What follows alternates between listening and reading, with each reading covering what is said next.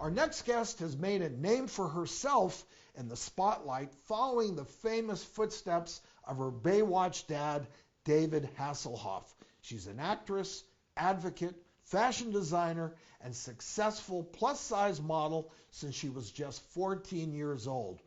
But now she's continuing to make a difference as she candidly speaks her truth about struggling with mental health as the host of her new podcast, Redefine You, a conversation for well-being, another great production by our very own Stage 29. Take a look. I have struggled with social anxiety. I've struggled with depression. I have struggled with panic attacks. There was a year in my life where I was waking up in the middle of the night and felt like I couldn't breathe, and I would have to stay up and stretch for hours beyond belief and try and find different ways in which to calm myself down.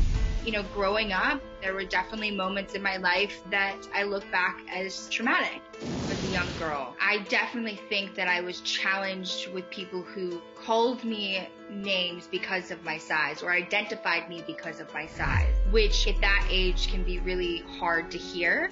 I started plus size modeling when I was 14 years old. I stopped modeling for a couple years when I was on a TV series called Huge on ABC Family, and I was 17. My character Amber dealt with body dysmorphia, in which allowed me to start to identify with my own self at such a young age.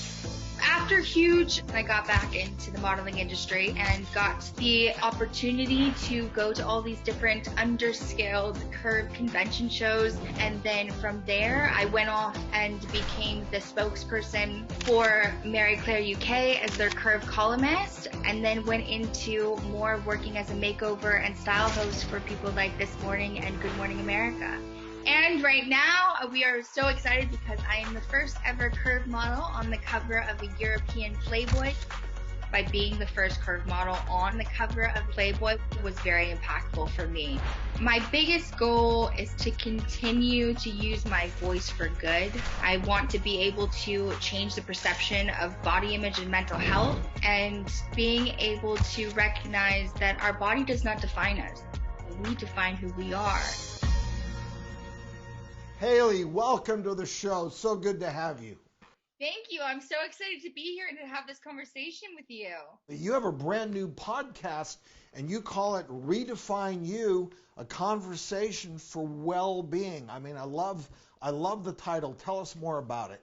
What it is all about is talking to people in the entertainment industry about the importance in our ownership to self, their journey with well-being practices that may be challenging along the way.